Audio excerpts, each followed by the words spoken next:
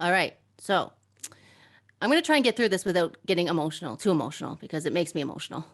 So basically, I'll start by saying that we don't expect anybody to do image descriptions of themselves. But when you come on the show today, if you want to, you can. Like Nancy's saying, she's in a blue dress, and so I am a woman with really long brown hair. It's long and unruly because of the pandemic. I haven't actually got it cut at all in over a year. you know, and I'm wearing a black sweatshirt that says "Bold Blind Beauty." So that's my message. There's a woman in the States with a website called Bold Blind Beauty, and she has this bracelet I'm also wearing. It's like a rubber band bracelet, but it says the same thing, Bold Blind Beauty, in braille dots and in print. And I can feel the braille. It's like, it's not raised, it's actually indented, but I know braille enough and I can feel the tactile anyway. And my other wrist, I have a bracelet that was made by I think she's here today, maybe. Gabby, she makes jewelry, and she made me this really lovely bracelet a couple of months ago, or a couple of years ago now, actually, with some really cool beads. One is like a square cube, and then there's a few that feel to me like cough candy lozenges. anyway, that's tactile. So that's what I'm wearing, and I'm wearing some nice dressy black pants. So my panel today is diversity and intersectionality. If people have heard that word, I'm not sure if everybody's familiar with it, and the panel itself is called In Their Own Words. So we got 3 panelists coming up on there that'll be really interesting to hear their perspectives, but I thought I'd give a little introduction here first. So Amanda Gorman gave a presentation at Joe Biden's inauguration in January. She is a poet, and she read her poem, and the whole world cheered for her. But then Join the meeting. Sorry, I need to turn off that setting, Joanne. But then a few days later, she was quoted as saying, "Being alive while Black in America is exhausting." So after she was revered by almost the whole world, a few months later, she was stopped outside her own apartment building by a police officer. So that's just why we need to talk about all of this, I think. So we as blind people, we can't see what it looks like when, in George Floyd's case, a white male officer had his knee on a Black man's neck for 9 minutes. But we can't say that we don't see color. We know that just because we don't see it or experience something, that doesn't mean others don't. So whether it's injustice for BIPOC, people of color, African Americans and the policing problem there, or here in this country, whether it's the actions of the RCMP in the Colt and Boushie case, there's nothing automatic or inevitable about progress. So from reports of abuses in Canadian residential schools, which these institutions, they were only finally closed in 1996, or reports of misconduct at a residential school for Indigenous people, or even Canadians who are blind at schools for the blind, or the reports of sexual harassment and assault at an NFB center or event. The recent revelations that came out of about that, whether it's female service members at the hands suffering abuse and harassment at the hands of their male so-called superiors, or the anti-Asian racism that we've seen increase since the beginning of the pandemic. We know we know what discrimination feels like as blind people, I think. Most of us do, many of us do. So whether it might be visible or invisible disabilities that are differences, not everything that is faced can be changed, but nothing can be changed until it is faced. So said James Baldwin. So where do we start? In certain cases, we start with de-escalation, we start with accountability, and we start with restorative justice. And by talking about these things, and by listening to others talk about intersectionalities they have, to listening to one another, that's my best idea so far for how to deal with this. So now I'd like to present to you the 3 panelists who will be speaking today. So we have Skye Mundell, Ginny Saran, and Victoria Francis. So if maybe Joanne, you could maybe play the panel. Welcome to this panel. This is diversity and intersectionality in their own words. And just as to be clear about it, I am running this panel and I am a white woman, Canadian woman with disabilities. And so I wanted to get this panel together to talk about, a lot of times it's blind Canadians. You're a Canadian who's blind, you're a blind person, but what else are we? We're not just that. So I've assembled some panelists here today that I wanted to talk to about this subject. So first, I wanted to start by you guys telling us in your own words about who you are. So we'll start with Sky. You want to just tell us about you, Sky? Thank you. Hello, my name is Sky Ngandel. I am 30 years old from North Sandwich, British Columbia, Canada. I was born with retinopathy of prematurity, which left me totally blind, and as well as a hearing impairment, as well as cerebral palsy, which affects my walking speed. Okay. Your walking speed, yeah. Because I mean, like, we're always talking about blindness, and at this convention, that's what we talk about. But one intersectionality is definitely other disabilities. So people who are just blind may not always understand what that might be like. So thanks for telling us about that, Sky. Okay, how about Ginny? What would you say in your own words? Yeah, hello, and thanks for having me on this panel. As Carrie mentioned, my name is Ginny. I am a 21-year-old university student. I'm currently studying to obtain my Bachelor of Arts with a major in creative writing, a history minor, and a journalism certificate. I was born with a condition called bilateral macrophthalmia. So that's just when your eyes aren't as fully developed. So I have been left totally blind as a result of that. As well as blindness, I am also a part of the South Asian community. My parents were born in India and immigrated to Canada, and I was born here. I am also part of the LGBT community. Outside of who I am, I also enjoy volunteering for blindness organization and public speaking and doing advocacy. Excellent. And Victoria, the third on my panel. Hi, everyone. My name is Victoria Francis. I am 35 years old, completely blind due to retinopathy of prematurity, like Sky, and I identify as Indian Canadian. My parents immigrated with my siblings and myself to Canada in 1992. So after that, I have incorporated being a proud Canadian in my identity. As an educational background, I have training in social work and psychology, and for profession, I have worked in social work, providing counseling to clients. Right now, I enjoy spending time with friends and family, and I am passionate about disability issues as a woman with a disability. Very good. Yeah, and that's the thing. Like we all have different degrees of these things, and we all come to it at different times in our lives. And so I wanted to have people from different a bit of a different age group, because in these issues with what we're talking about today, there can be racism, there can be sexism, there can be ableism. So we all have sort of dealt with these at different points in our lives. So Sky, you were telling us about yourself, but for work, for what you do, you train other blind people on technology. Is that right? Correct. Right. So with the three disabilities that you mentioned you have and the work you do with other students, what would you think people need to know about people like yourself and others who live with multiple disabilities? Well, especially being deaf, speak clearly, and speak clearly is the main thing. Speak clearly, because there's all kinds of degrees of deafness. there's loud, moderate, I forget.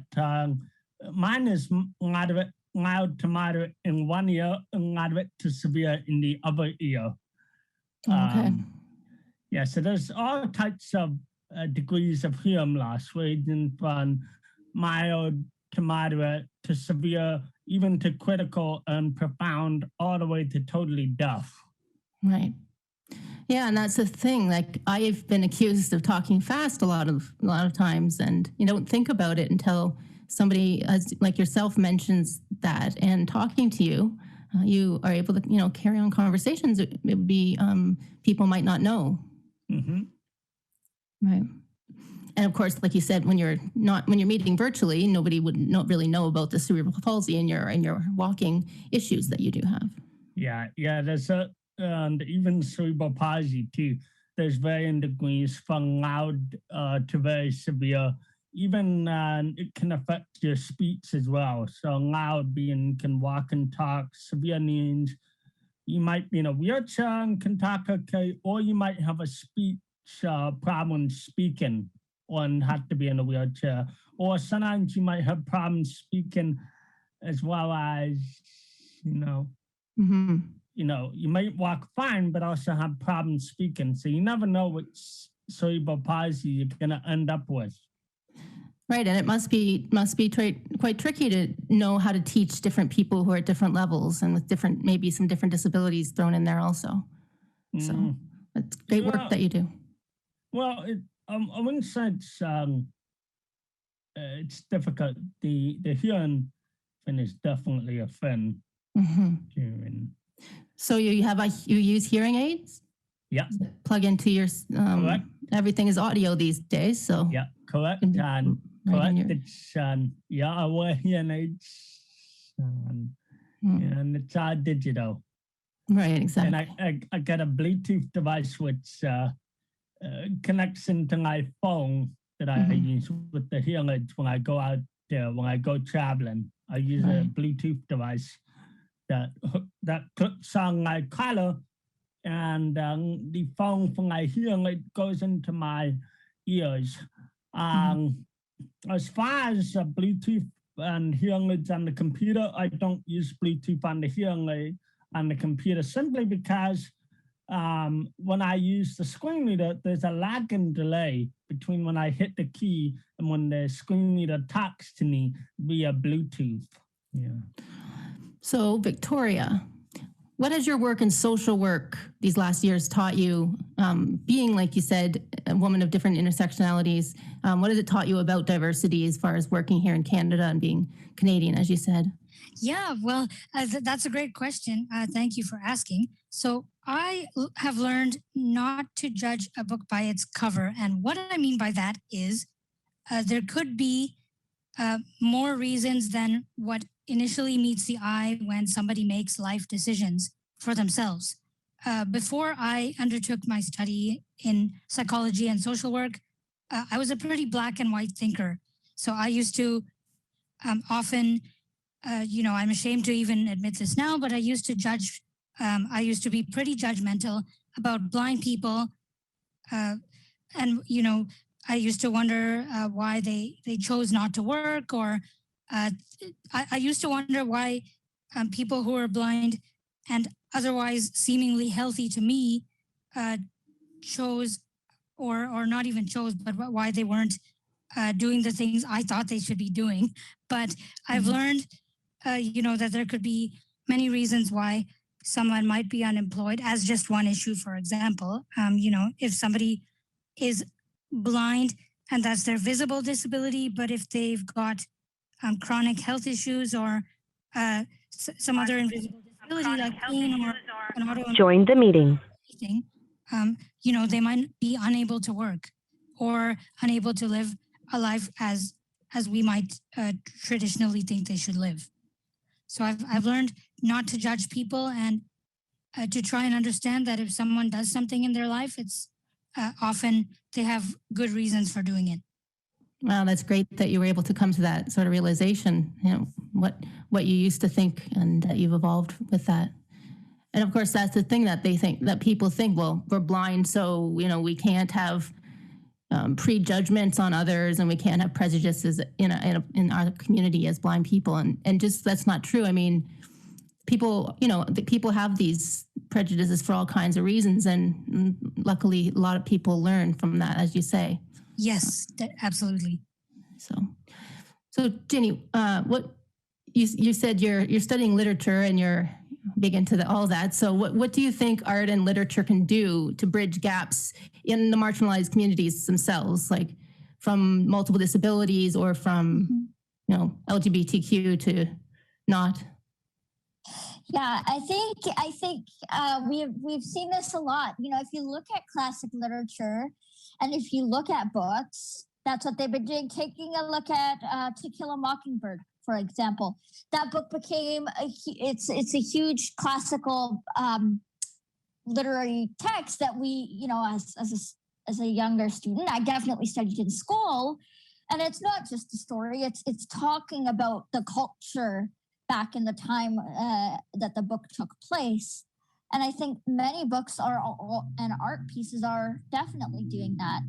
But I think, providing a space for authors who are from diverse backgrounds will allow that to further happen. And I know that sometimes there's been controversies that books don't have proper representation. And I think working on that as well, having sensitivity readers, making sure that they are required for authors to have to ask questions to, making sure that the authors who are writing those books know about marginalized communities, so they're not just writing people as stereotypical within their works. And I feel like when you're using art and literature to bridge the gap, it's not as intimidating. I know, like for me, when I'm confronted with a bunch of facts or someone just telling me all this information, I just can't take it in as well because it kind of feels a lecture style in a way. And I feel like with art and literature, it's coupled with entertainment and it's coupled with interpretation as well. And it's not just cut and dry fact. It allows the reader or the person looking at the art to enter that world for a little bit and to actually get a more tangible sense of it. Mm-hmm. Yes, and definitely I'm seeing a lot more museums and things making their exhibits a lot more multifaceted with different sensory, so that they kind of bridging that gap and bringing people into it. That's great. Mm-hmm. So panel, maybe tell us about which of your intersectionalities you maybe struggled most with life, because we've talked to certain people since like Black Lives Matter started up again and stuff, and some in the US, and some of them talk about being blind or being person of color, that they must have been the community they grew up in, but their blindness was much more of an issue than the color of their skin. But like we want to talk to everybody to find out people's different experiences. That's why, it's good to speak to a wide variety of people. But I guess, Sky, if we started with you, you sort of already mentioned that, as far as your hearing impairment, that people don't realize how they have to talk. Would you say, is that what most affects you, or? Yeah, the hearing loss is definitely the one that affects me. And because number one, if you run into a situation where folks don't know that you have a hearing impairment, it can be very difficult, for them to know, how to talk to you, unless you run into someone that has experience with deafness before, which fortunately in my life, I've run into folks who know about how to deal with folks who have hearing impairment. Mm-hmm.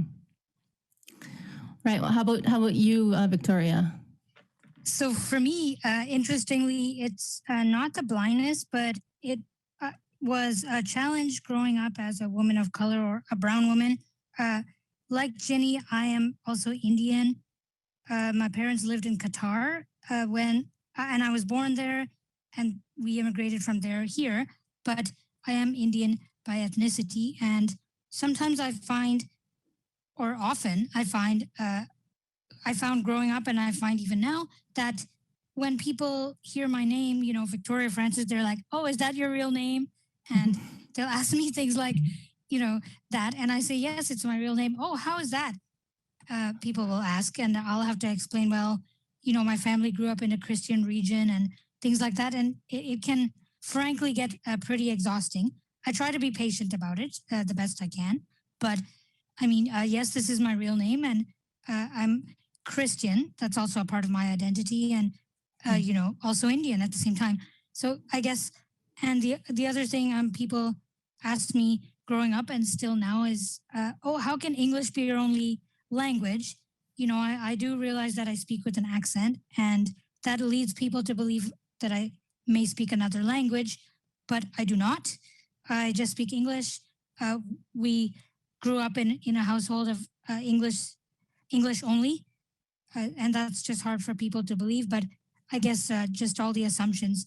And although blindness is definitely a part of my identity, the part of I struggle most with being a woman of color and being asked all these questions. Yeah, there's definitely always questions. What about you, Ginny? Yeah, so I would say I do struggle with all three. Like Victoria, like people have asked me, is Ginny a real name? And for me, actually, it feels weird when I say no, because Ginny is my nickname. My real name is Hargender, and I feel like I'm disproving the stereotype. And like even I have people who around the world and in my circle of friends who don't support LGBT, but for me, blindness is the most challenging of them all. And I feel like that's because LGBT, if I'm going around, I can keep that invisible. That is not something that is evident when you're looking at some. Actually, let me take that back. It always cannot be as evident when you're looking at someone, depending what part of that you identify with, right?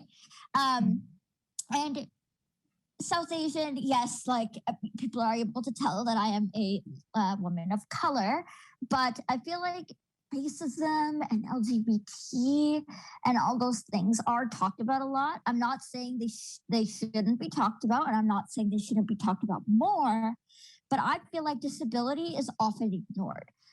For me in the classroom, we'll always talk about LGBT. We'll always talk about people of color, but disability hardly comes up. So for me, I know if I have a racial experience or if I have a LGBT experience, if I post about it, many people will talk about it. But I feel like a blindness thing, it's just less common and less talked about. And if I post about it, the world is always divided about it. Right. There's always like one side or the other on a lot of issues. And right. Yeah. No, I don't know much about the LGBTQ side of it, so I'm glad we could have you on the panel. I know you're you are very outgoing about all of that, so I've learned a lot from you so far. So what about Canada being considered out in the world such a multicultural country? Like you said, it's mostly for you. You find like disability doesn't get talked about enough. What do you think about that, Sky? Do you think disability gets enough understanding? Well, what I can say for certainty, disability does, tend to be overlooked from time to time. Like, for instance, as you may recall, in my high school days, I, for a while, was in the mainstream, but then my aide had to leave the school to go work with someone else. And what happened was I was with an aide that knew nothing about blindness, knew nothing about, hearing loss and all that. And, it was a bit of a struggle. Well, not a struggle, but it's very hard being in a segregated environment in the school, in the resource room. And I'd go out and do trips like coffee and Tim Hortons and going swimming and, bowling and doing recycling. And they wouldn't let me in the music program, even though they clearly heard my piano playing. Right. Well, I was going to ask everybody, the theme of this convention is choices and goals. And I was going to ask Sky, what choice do you think was big in your life that sort of made you, brought you to where you are now? Would you say it involved your piano playing? Well, I think I've had a loving and supportive family. Remember, I'm adopted, so I had a support and loving family who gave me, what I wanted and stuff. And my music, just really enjoying life, and also hard work and persistent. Right, And, you have all of that. I'll be honest with you. When I left high school and went to university, I wasn't sure if I could cope with being in the mainstream again. I wasn't sure if I could cope with that. The funny thing is, when I went to apply for university, or when I got into university, through an organization called the Steps Forward organization, which puts people with disabilities in the university. What happened was we had lots of fights. My dad advocated, and they said, no, he wouldn't be good at university. He'd been much better off in a day program. And I actually remember that summer when I graduated from school, I had an aide that went with me to the day program on a tandem bike. And I remember they actually heard my piano playing, the guys at the day program. And one of the workers, when he heard my piano, he said, you do a really good job, Sky. I don't think you need to come to our program. You'd be much better off going to somewhere like university. Right. Awesome. Well, we've heard you play before on our podcast Outlook, and you're great and for CFB events. So lovely. Oh, my pleasure. Thanks. So, Victoria, what kind of choice sort of would you say is maybe stood out in your life that's brought you to where you are, or maybe also, or if you want to say a goal that you have that you're aiming for? Yeah. So could I tell you one of each, Carrie? Sure.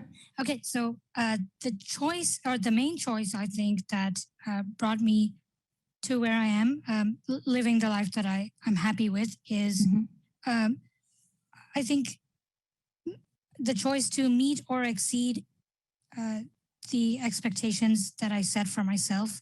As a blind person, my parents brought me to this country.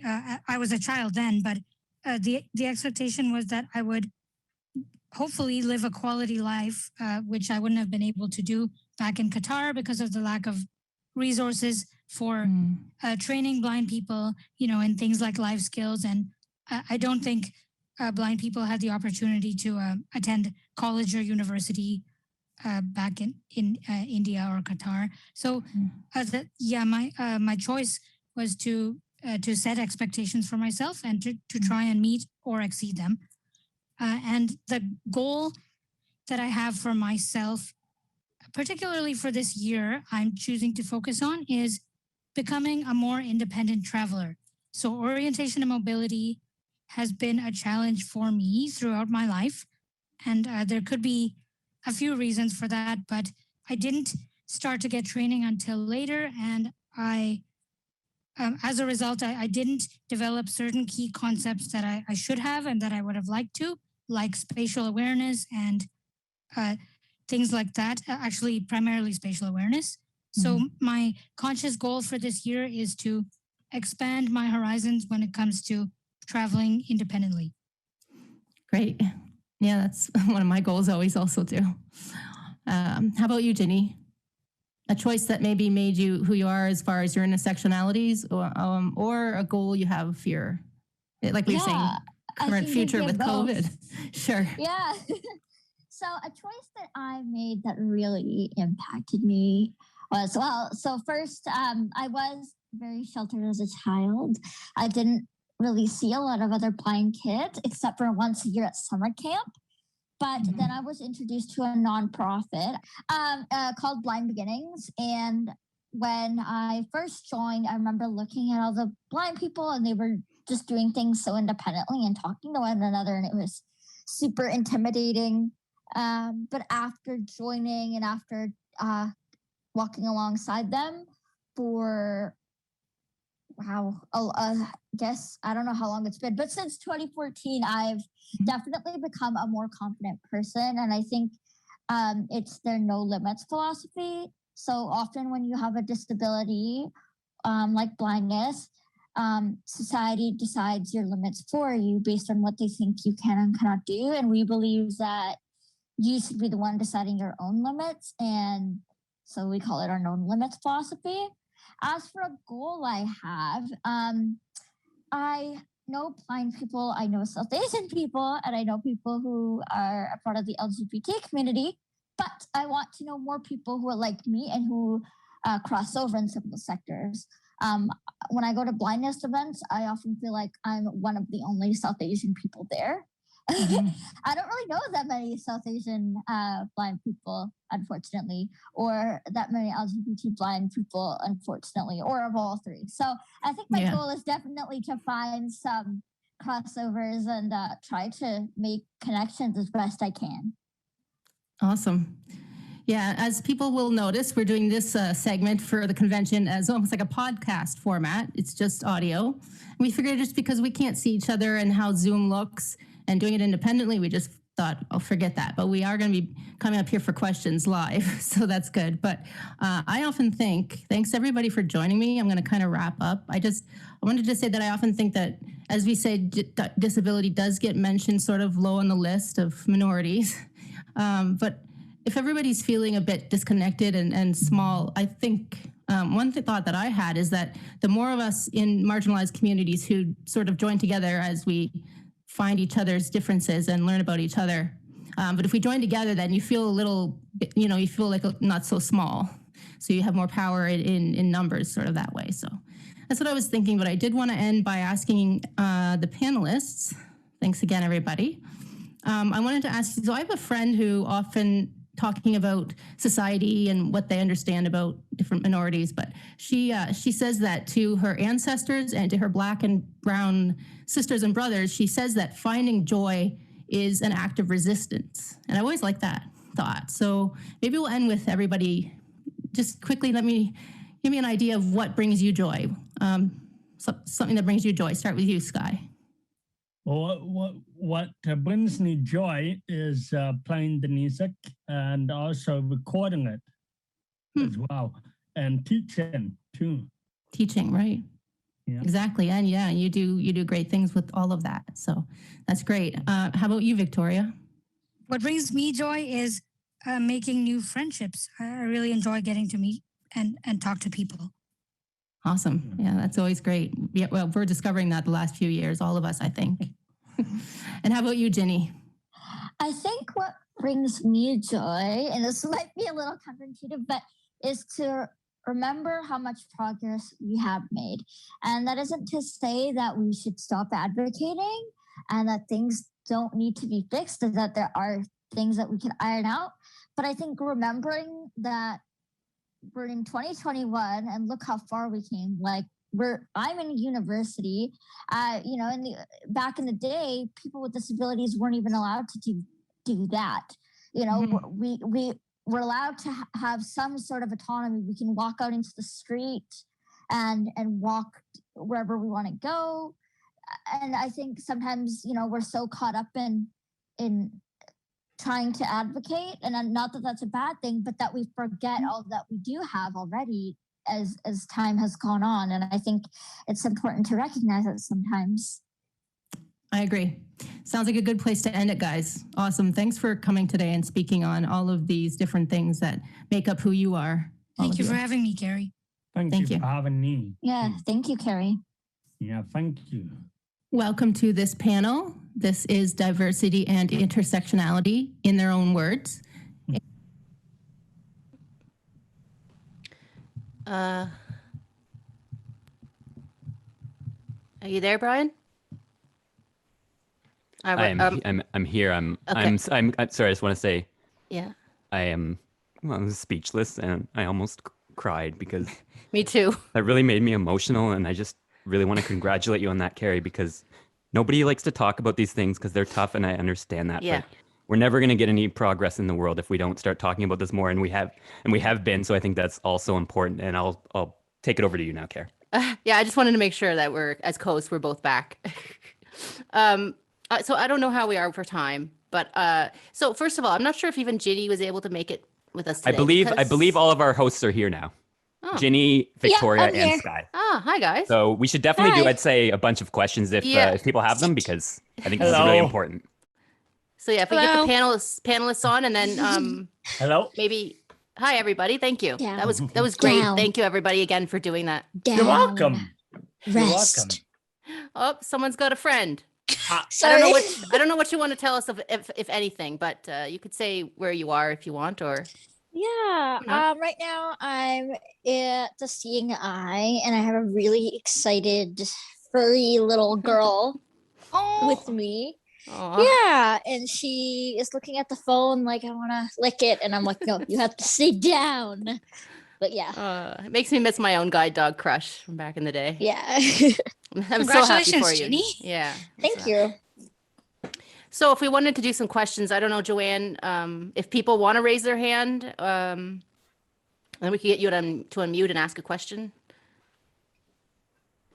Absolutely. So the key command for raising your hand is Alt Y Yeah. on the computer. Mhm. I don't remember the other ones. *9 on the phone. Richard Marion has his hand up. and Option Y on the Mac. Option. Thank you. So I'm unmuting you, Richard. Can you hear me? Yes. Yes. Oh, okay. Thank you to the panelists for your presentations. It was great, and congratulations on getting your dog, Jeannie. Now I know why you weren't on board meeting the other night. So which Thank is you. great to hear. Yeah, I was just gonna say I definitely can identify with what the panelists were saying, and I know for me personally, the part of my intersectional identity is the blindness part that's probably the most prevalent and the most and the one that's obvious. Like for me, my LGBTQ identity, my Métis identity are obviously less obvious. And even when I'm walking on the street with my husband, I still keep my cane out, partly because it makes it easier. People give us space, but I sometimes jokingly say to him, I did it because of an incident that happened when we were dating, when he guided me right into a fire hydrant. So,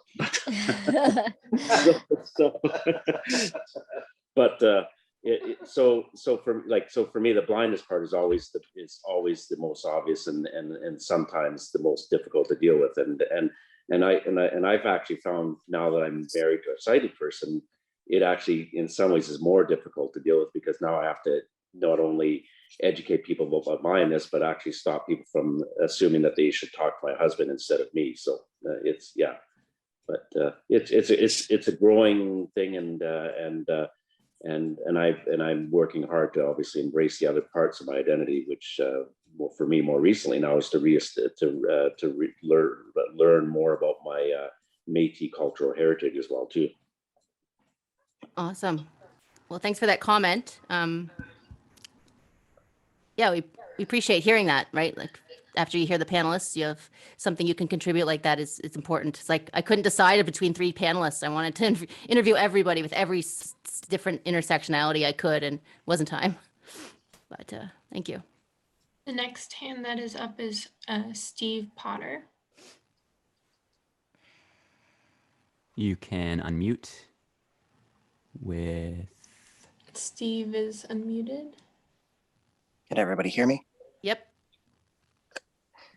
Okay, hey, how's everybody doing? Awesome panel, I loved it. Ginny, I don't know if you're there still, but is this your first guide dog? Yes. Well, I will just say this. I unfortunately just had to put my dog down about a month ago. I had him for a good 14 and a half years, and it was probably one of the biggest goals I'd ever had in my life to get a dog, and I think that it'll be a great experience for you. And Thank you. sorry, I'm trying to not get choked.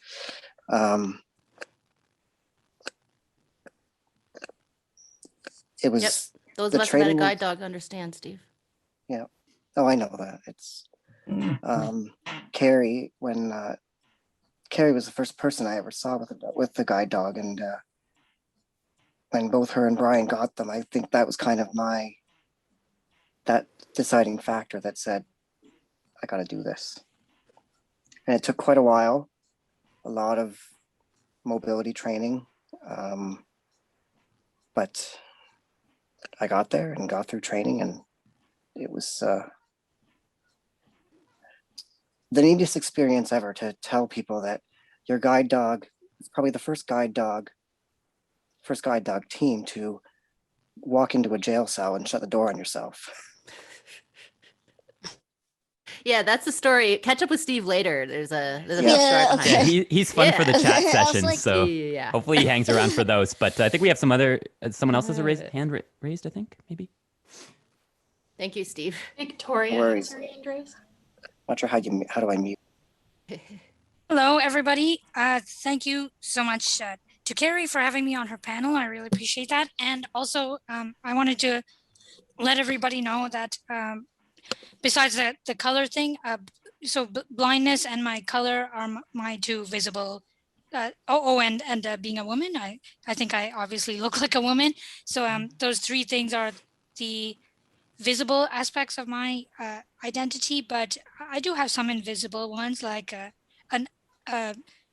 physical illness that compromises my immune system and things like that people don't know about. So it's important to consider all aspects of things, when we get to know a person, and maybe to realize also that there are more things than meet the eye. That's all. Mm-hmm. The next hand that's raised is Justin. You are unmuted. Test. Can you guys hear me? Yep. Hello. I just want to give a big shout out to Jenny for first a great panel, and second, just man, I'm getting a little choked up myself here. It's really easy. Just for some context, I'm going to turn 20 this year, and when I heard she was 21, it's so easy to think that you're alone as a youth being blind, regardless of skin color, sex, gender identity. It's nice to, well, first of all, big ups to you, Carrie, for selecting her to be on your panel, but also just it's really, really comforting, not in an inspiring way, just as a point of recognition to know that there are people out there across Canada who are young, blind, and even though they're not going through exactly what you're going through, it's just comforting to know that there's some solidarity and a similarity with having a similar physical disability. So Jenny, big ups to you. Thank you so much. Thank you so much for your comment. I really appreciate it.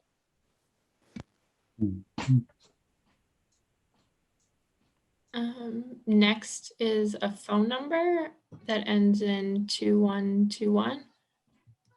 I'm going to ask you to unmute.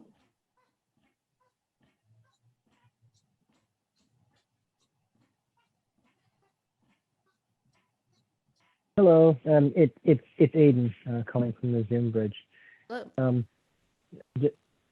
We're giving the panelists the compliments they're due. I just wanted to say that I've known Victoria for about 10 years, and she's always been a smart and talented person, and to watch her evolve mentally in the way of thinking about other people's experiences is really good.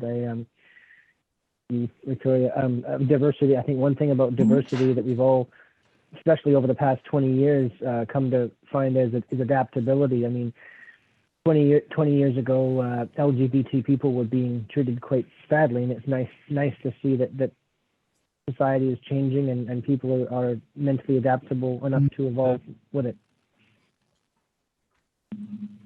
For sure.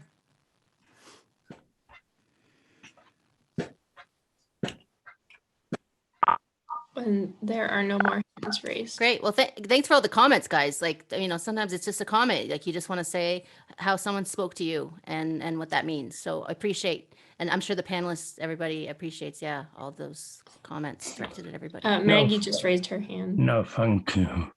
Okay. No. Oh, there's some more. So we'll let Maggie. Brian might want to keep track of time and say. I think we should at least do I'd say a couple more and then maybe wrap it up.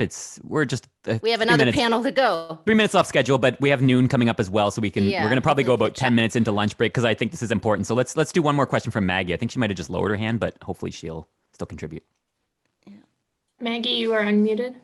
Okay, hi. Sorry about this. I know you guys wanted to end, but it took me about 10 minutes to figure out how to raise my hand. So, which is part of, you know, that's a whole part of it too. Like I've learning disability, folks. It takes me a long time. I have ADD or ADHD. I'm not sure which.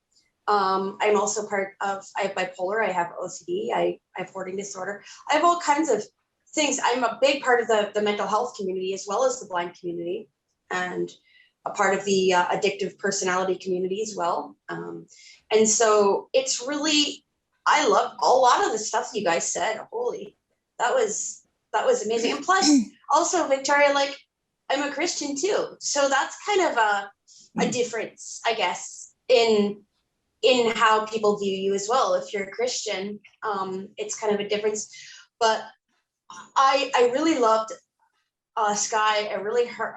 It hurt my heart, but it touched my heart too. When you said that they wouldn't let you in the music program because you were hearing impaired. What the heck? What the flying heck? That was my reaction, because you're a terrific musician. I wouldn't be making an album with you if you weren't a terrific musician. It's amazing I told Roy that too. And he was just like, are you serious? You're not serious. And yet now you're a musician for a living, which is just awesome. Or hopefully a living. I'm not sure, but, and then the idea is like, when I was in seventh grade, they kicked me out of art class. Me, Maggie Bray, full-time artist, or I was a full-time artist for about 5 years, and then I started to be a caregiver for my grandma, so I went part-time. But honestly, they kicked me out of the art program because of my blindness. So we have that in common. But I guess my question is, I'd love to do, I'd love for all of our panelists, and possibly Carrie as well, and Brian, or all of you really, but all our panelists, I'd like to do a Kernels of Hope on something called Blindness Plus, which is basically what we just talked about. Because I know some of my clients who are cross-sectional or whatever. Intersectionality, yep. Intersectional, yeah. Mm-hmm. They have other disabilities and stuff like that. They've been talking about this for months, about this. So I'm just wondering, can you guys contact me? How are we gonna do this? Well, you'll be around for chats, contact right? Me or Carrie. Yeah, we'll make sure we get all the emails together if everyone's up for that, and we'll like do that. So yeah, because would you guys, panelists, people, would you guys be willing to do something similar to this at a Kernels of Hope meeting? Yes. Would you guys be willing? Oh, awesome. Perfect. Victoria, I would love that. Yeah. Oh, awesome. Great. That's we'll make sure to set that up. So much. Yeah, we'll connect everybody off air, whatever you call it. For sure we will. Thank you, Maggie. Yeah. All right. Well, unless there's any other questions, I think we should probably move on. There'll probably be questions at the parenting panel also. So we should probably move on to the parenting panel straight away. I don't know. But everybody will be around later, I think, for open chats and stuff. I do want to give the opportunity. Andy Mack did have his hand up, and then okay, let's do one more. Let's do one more. I think it is important to. Great, yeah, thank you. Stuff, so. Andy, you are unmuted. Can you hear me? Yep. No, I'm sighted, and I guess my only disability is that I'm an idiot. But I just wanted to say something. You are not. You're a great friend, Andrew. He's a best friend of mine. Best drummer in the world, everyone. Yeah. You could play with Sky. You guys would be outstanding. Well, I was in a chat room with him yesterday, so I'm interested to learn more about him. I just wanted to say a couple comments about and they're not questions, but Richard, Marion, and Justin. They both mentioned that Justin said he felt great about having this community. And then Richard said something about going down and being walked into a fire hydrant and people rather talking to his partner than him. And see, it's a big learning curve for people that are sighted. And I still do stupid things. Like, anyways, can I tell a joke or no? I don't know what. It's fine by me unless it's too it can't be appropriate for. Just part of my learning curve is one time I was with Brian at your uncle and aunt's. And, yes, you can tell this joke. I like this. Okay. I was kind of in a hurry to get out. So Brian was standing at the car. So he obviously knew where the passenger's door was, but I decided to walk him to the passenger door, with my elbow and stuff. And Brian just looked at me in front of his aunt and uncle and said, "Are you going to put the seatbelt on for me too?" And so, and to Justin, I just wanted to say, when I met Brian and Carrie, there were so many great sighted people, friends that they had. And I didn't even want to say this, but I took my hand down, by the way. Yeah. I just wanted to mention that story. And, Thank you. That we need some humor sometimes. Yeah, that was perfect for the moment right now. That's Brian's wry kind of sense of humor, of course. Yes, absolutely. It was brilliant. And your aunt and uncle laughed hysterically and probably for a few days about that. Oh, yeah. Similar sense of Kajewski humor there. Thank you, Andy Mac. It was a great panel. I'll mute myself, Kate. Thank you. Thanks. Thank you. Okay. Awesome, guys. Yes. Thank you, everybody, for coming and listening to this one, because it was really important to me to do this. Yeah, I think we had maybe the most participants so far in a Zoom meeting. I saw 47 at one point, so that's great.